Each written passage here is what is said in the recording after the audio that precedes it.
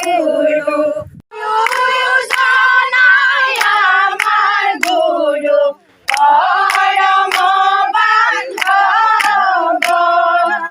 হয়, অহা 21 জানুৱাৰীৰ পৰা নাৰায়ণপুৰৰ যি গোপাল মহাপ্ৰভু স্থান, সেই মহাপ্ৰভু স্থানত অনুষ্ঠিত হ'ব পঞ্চপুৰ ভাওনা সমাৰোহ। ইতিমধ্যে সেই ভাওনা সমাৰোহক লৈ প্ৰাৰম্ভিক যি প্ৰস্তুতি, সেই প্ৰস্তুতি সম্পূৰ্ণ হ'বলৈ গৈ আছে। মই এই মুহূৰ্তত উপস্থিত আছোঁ সেই পঞ্চপুৰ ভাওনা সমাৰোহস্থলীত। ইতিমধ্যে হৰিনামৰ ধ্বনিৰে মুখৰ হৈ পৰা দেখিবলৈ পোৱা গৈছে। অঞ্চলটোৰ মহিলাসকল আহি ইয়াত হৰিনাম গাই অনুষ্ঠানভাগ সফল কৰাৰ ক্ষেত্ৰত উঠি পৰি লাগি থকা দেখিবলৈ পোৱা গৈছে।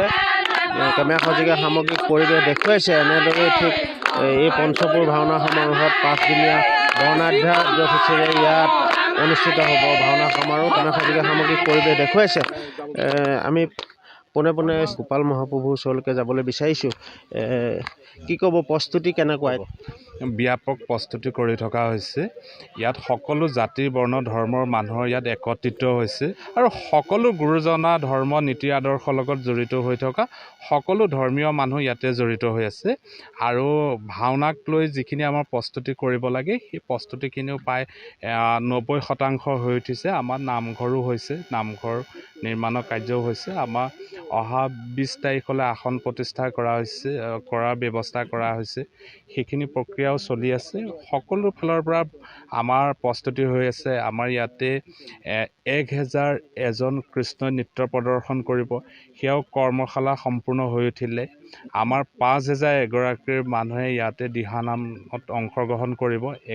এভাগ নামি 5000 এগৰাকী মানুহে ইয়াতে পৰিৱেশন কৰিব, তেখেতলোকে গীত গাব। গতিকে সেই গোটেইখিনি প্ৰস্তুতি এতিয়া আমাৰ প্ৰায় হৈ উঠিছে। 21 তাৰিখৰ পৰা আমাৰ 25 তাৰিখলৈকে হ'ব আৰু সকলো ৰাইজৰ সহায় সহযোগিতা আমি পাবলৈ সক্ষম হৈছোঁ আৰু আশা কৰিছোঁ পাবৰ কাৰণে। আৰু আমি আপোনালোকৰ জৰিয়তে, আপোনালোকৰ চেনেলৰ জৰিয়তে আমি অসমবাসী ৰাইজক সেই 5 দিনীয়া কাৰ্যসূচীত আমাক আশীৰ্বাদ দিবলৈ, আমাক দিহা পৰামৰ্শ দিবলৈ, আমাক ধন্য কৰিবৰ বাবে আমি কৰজোৰে নিমন্ত্ৰণ জনাইছোঁ। আমি অতিথি আমাৰ কেন্দ্ৰীয় মন্ত্ৰী সৰ্বানন্দ সোণোৱাল দেৱকো নিমন্ত্ৰণ কৰা হৈছে আৰু আমাৰ কেইবাজনো আমি সত্ৰাধিকাৰক নিমন্ত্ৰণ কৰা হৈছে, তেখেতলোকো আহিব। এনেকৈ আমি বিভিন্ন সমাজৰ লগত জড়িত হৈ থকা বহু যিজন গণ্যমান্য ব্যক্তিক নিমন্ত্ৰণ কৰা হৈছে, তেখেতলোকেও ইতিমধ্যে আহিম বুলি আমাক নিশ্চিতকৰণ কৰিছে। তেখেতলোকে আমাৰ লগত যোগাযোগ কৰি আছে, ফোনত কথা বতৰা পাতিছে। প্ৰায় সকলোৰে সহযোগিতা আমি পাইছোঁ আৰু পাম বুলিও আশা কৰিছোঁ। পঞ্চপুৰ ভাওনা সমাৰোহ, সেই সন্দৰ্ভত কি ক'ব?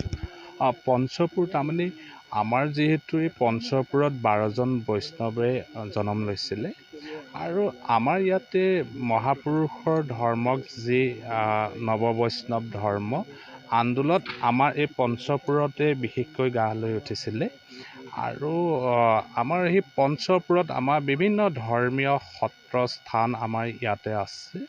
আৰু যেতিয়া নেকি পূৰ্বতে বৈষ্ণৱ ধৰ্মক আগবঢ়াই নিবলৈ যি ধৰণৰ প্ৰয়াস কৰা হৈছিলে, পঞ্চপুৰৰ ব্যক্তিসকলৰ বা ইয়াৰ গুৰু ভকতসকলৰ সহযোগিতা বহুত বেছি আছিলে।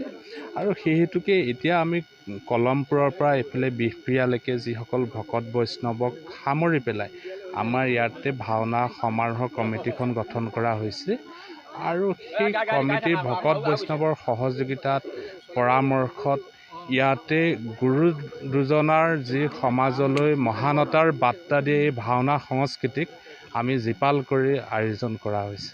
হয়, ধন্যবাদ। আচলতে এনেধৰণে ইয়াত ঠিক 5 দিনীয়া বৰ্ণাঢ্য কাৰ্যসূচীৰে অনুষ্ঠিত কৰিবলৈ গৈ আছে। আমাৰ লগত এই উদযাপন সমিতিৰ প্ৰধান সম্পাদকগৰাকী আছে, আমি তেখেতৰ পৰা জানিবলৈ চেষ্টা কৰিম। কাৰ্যসূচী সন্দৰ্ভত কওকচোন, কেনেকুৱা কাৰ্যসূচী ইয়াত ৰূপায়ণ হ'ব? হয়, আপোনালোকৰ ND24 টিভি চেনেল আমাৰ উদযাপন সমিতিৰ তৰফৰ পৰা আন্তৰিক ধন্যবাদ জ্ঞাপন কৰিছোঁ। আপোনালোকে দেখা পাইছে যে আমাৰ 21 তাৰিখৰ পৰা 25 তাৰিখলৈ 5 দিনীয়া কাৰ্যসূচীৰে শ্ৰী শ্ৰী গোপাল মহাপ্ৰভুৰ মুখ্য তত্বাৱধানত আমি ভাওনা সমাৰোহ কৰা হৈছে। এই ভাওনা সমাৰোহত বিভিন্ন ধৰণৰ আমাৰ কাৰ্যসূচী থাকিব। ভাওনাৰ উপৰিও শংকৰ মাধৱৰ যি কলাকৃষ্টি, সেই কলাকৃষ্টিসমূহ প্ৰদৰ্শনৰ ব্যৱস্থা কৰা হৈছে। লগতে প্ৰথম দিনাখন 1000 এজন কৃষ্ণ নৃত্যৰ জৰিয়তে যাৰ আধ্যাত্মিকভাৱে আমি সুশিক্ষিত কৰি তুলিবলৈ ব্যৱস্থা কৰা হৈছে। আমাৰ সকলো সম্প্ৰদায়ৰ লোকক লৈ পেলাই আমাৰ কৃষ্ণ সংস্কৃতিৰ ব্যৱস্থা কৰা হৈছে। লগতে আপোনালোকক কৈ সুখী হ'ম যে আমাৰ 5000 গৰাকী আই মাতৃৰ জৰিয়তে সকলো সম্প্ৰদায়ৰ আই মাতৃসকলক লৈ এটা সমূহীয়া দিহানামৰ ব্যৱস্থা কৰা হৈছে। আমাৰ কেন্দ্ৰীয় মন্ত্ৰী সৰ্বানন্দ সোণোৱাল ডাঙৰীয়া আমাৰ উপস্থিত থকাৰ কথা আছে। লগতে মাননীয় মুখ্যমন্ত্ৰী ডাঙৰীয়াও আমি আমন্ত্ৰণ জনাইছোঁ। তেখেতো এতিয়ালৈকে আহিম বুলিয়ে কৈ আছে। গতিকে আমি আপোনালোকৰ চেনেলৰ জৰিয়তে সমূহ অসমবাসী ভকতক আমাৰ এই কাৰ্যসূচীত সফল ৰূপায়ণৰ সহযোগিতা আৰু দিহা পৰামৰ্শ দিবলৈ আমি আহ্বান জনাইছোঁ। হয়, এনেদৰে আচলতে পঞ্চপুৰ ভাওনা সমাৰোহৰ বাবে প্ৰাৰম্ভিক যি প্ৰস্তুতি, সেই প্ৰস্তুতি গঢ়ি তুলিছে উদযাপন সমিতিয়ে। ইতিমধ্যে পতাকা বেদীও নিৰ্মাণ প্ৰায় সম্পূৰ্ণ হ'বলৈ গৈ আছে। নামঘৰ দুভাগকৈ অস্থায়ী নামঘৰ ইয়াত নিৰ্মাণ কৰা হৈছে। 68খন পতাকা এই পতাকা বেদীত উত্তোলন কৰা হ'ব আৰু দুভাগ যি অস্থায়ী নামঘৰ নিৰ্মাণ কৰা হৈছে, সেই দুভাগ নামঘৰত প্ৰতিদিনাই সমান্তৰালকৈ দুখনকৈ 4খন ভাওনা ইয়াতে অনুষ্ঠিত হ'ব। আমি ND24ৰ জৰিয়তে এই পঞ্চপুৰ ভাওনা সমাৰোহস্থলীৰ পৰা সামগ্ৰিক যি পৰিৱেশ, সেই পৰিৱেশ দেখুৱাবলৈ চেষ্টা কৰিলোঁ।